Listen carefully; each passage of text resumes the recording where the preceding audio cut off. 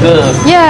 Lapar lah. Lapar, makanlah. Nasi banyak ni. Nasi kerabu ada, nasi dagang ada, nasi putih ada. Tinggal pilih je. Nak makan nasi kerabu? Nasi kerabu Malaya. Wow. Boleh? Okey, jom. Kita dekat sini nasi kerabu warna biru.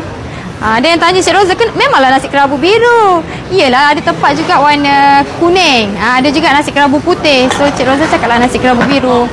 Sambal boleh? Boleh. Okey, bubur sambal. Tumis. Okey. Ada budu.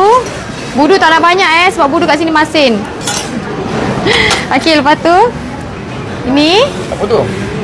ini ulam. Ulam-ulaman. Okey, lepas tu ada Toge. toge. Okey, toge.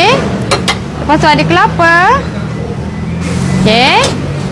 Lepas tu nak lauk apa? Lauk apa yang istimewa? Istimewa kita ada ayam percik terjun kat sini. Okey. Mari kita buat ayam percik terjun. Ambil ayam. Kita buat penerjunan kat dalam kuah ni. Okey, kat sini. Lagi nak apa lagi? Boleh nak kuah lebih tu? Nak kuah lebih boleh?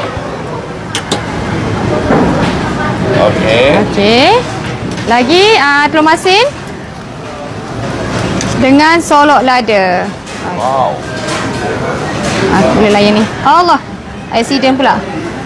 Okey, solok lada. Berapa Dah ringgit? siap. Semuanya RM17 sahaja. Mahal ni. Mahal. Tengoklah ayam kita besar, portion besar, nasi pun banyak. Ada telur masin lagi dengan solok lada. Okey, boleh makan kat mana ni? Boleh makan kat dalam. Kat sini tak boleh Cik Rosa nak berniaga. Okey, bye-bye. Okey, bye-bye.